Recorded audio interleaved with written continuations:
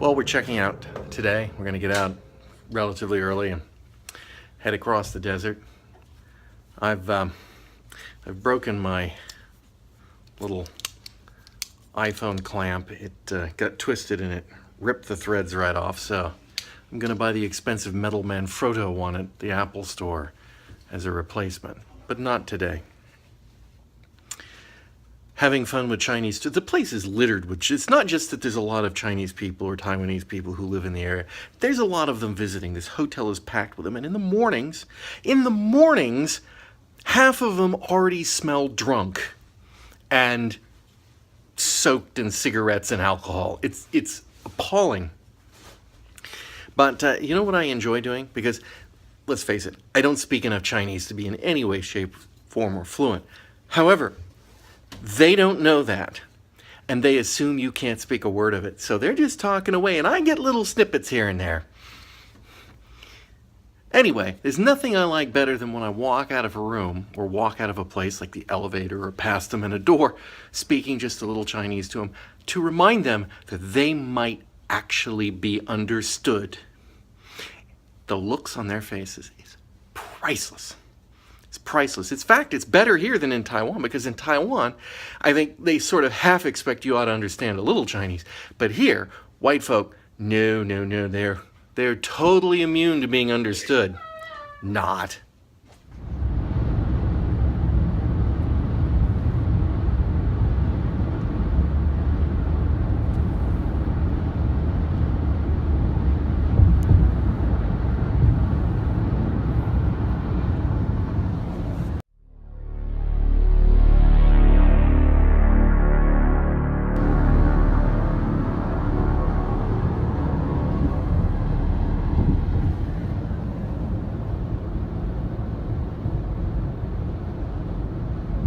Looks the same. We're back on the Arizona side of the border, 30 or 40 miles now, I think. And you can see ahead of us, just stretching down through the valley and up through the other side, the highway, and it's just a steady stream of headlights. In this case, coming towards us, although the lane we're in is pretty much a steady stream going the other way. So it kind of looks like a lot of people got the idea that they wanted to get their travel done before Sunday. I can only imagine what it will be like tomorrow.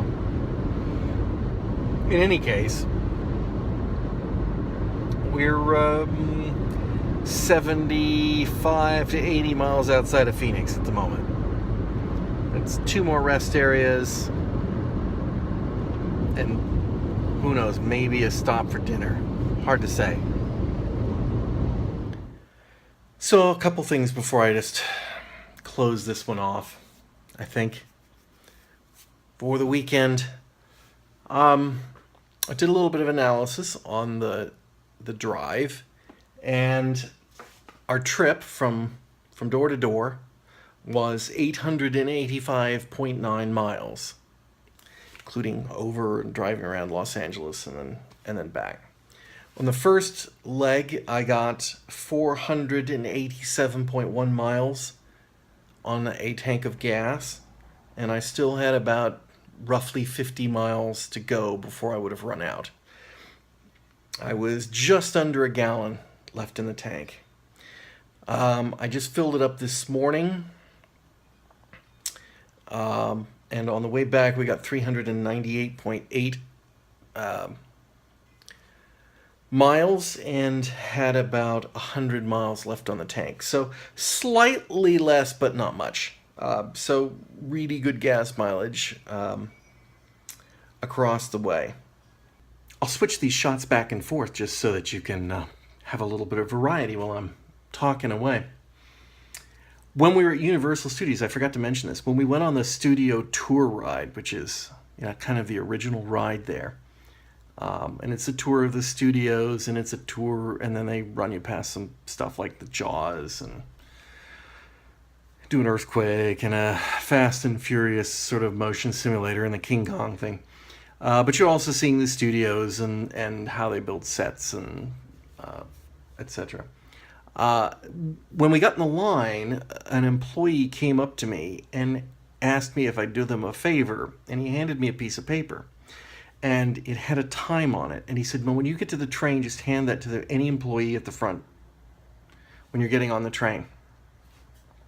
And we're just doing the time. And the time said it was like, I think 11:45, and it was really 11:40. So they were kind of fudging their time. But I, thought, well, we're fine. They're, this is how they estimate how long the wait is. But when I got to the front of the line and handed it to them, they said, oh, thank you. And here, I've got something for you. How many people are in your party? And I said, well, 4. And they handed me a ticket to go to the front of the line for any other ride. So you could pick the longest line in the place and you could go bypass the line. And I hate the lines. So we did the Jurassic Park log ride for that. And that makes life so much better. Now, you could have paid $100 more a person per ticket. Yeah, $100 more a person. So that would have put tickets at $200 a person. But you could do that for every ride. And boy, I got to tell you, the one thing that really fouled my enjoyment of the place, and Disneyland too, is standing in those damn lines. They're just, no ride is that good. One thing, when we got back from the trip, the Toyota came up with a warning that said maintenance required soon. Now, my maintenance visits are covered on the car for 5 or 6 years. But because it uses fewer of the mechanical parts that a car normally uses, you only have to go every 6,000 miles or every 6 months. And the car is neither at 6,000 miles nor 6 months. And I don't know whether this is like there's a problem or it's triggered some interval in the computer that says it's time for you to take it in for service. Either way, I'll get that taken care of. There's a recall out on the brake, if I didn't mention that, on the parking brake, that apparently the cable can come loose if you use it. But I don't use the parking brake very often on an automatic unless you're on a hill or some other situation. But, I'd rather have it fixed no matter what. So I'll try to get that in. It was my birthday last weekend, and it was a pretty low-key affair. But I did get a surprise present from a friend who has, over the years, does props for videos, and he's done props for Fusion Patrol and stuff in the past. And he recently bought a 3D printer, and he's just going to town with that. And, he's made some little things he's brought in and shown, and it shows promise. But I got to tell you, he found somebody's rendering of a Space 1999 laser weapon, TV series Space 1999, that was done to the technical manual specifications, and then he printed it out and he hand painted it, and that is it right there. And I mean, it is really nice. This was all done on a 3D printer. It's plastic because it's been hand painted. It's got is that upside down? Sure it is. Yeah. And that switch slides too.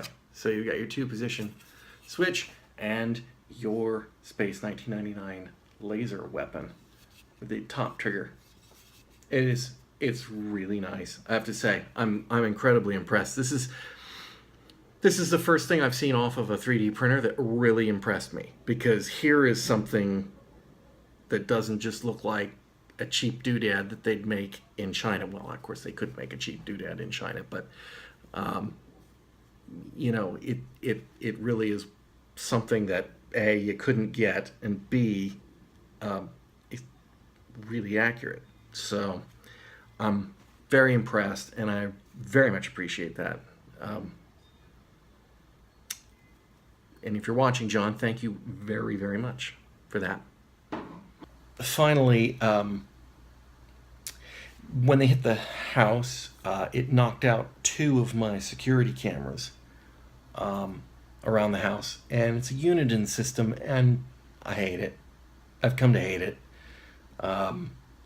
It's supposed to continuously record and then overwrite, and it would not do that. It would fill up, and then it would just bleh. And even though, the settings are all right, it says it's going to overwrite, but you'd have to format the card, would be the only way to get it to continue. And it doesn't store to the cloud, which is not good. And so I'm slowly replacing the cameras with Ring external cameras. Because some of them work. The inside one was working, but while we were on vacation, I was having to monitor it every time it detected motion, and sometimes it detects motion when there's a flash of light that reflects off of the window into the TV screen, kind of thing. So it's I got plenty of alerts that had nothing, which is good, but it'd be much better if A, it was a little more discriminating, and B, it was recording that in case I couldn't actually get to it and take a look at the camera at the time. And then the outside cameras, like this one over here, is out, and that one over there is out, and partially because of the way the wires got yanked and pulled out of the cameras and stuff. So anyway, so I'm getting the Ring cameras to put in there to replace them, and then they record directly to the cloud. And the doorbell has worked reasonably well, so I'm going to go with that. But for inside the house, I'm going to try a Canary, which is an indoor home security system, monitors, etc. So we're going to do an unboxing on that later on, or at least a review of it later on. But for right now, I'm going to set it up in the house. I'm not going to show you that. You'll just have to watch for the other video that does that. And so that's it for this week. And if you'll remember to like, comment, and subscribe, and we will see you next time.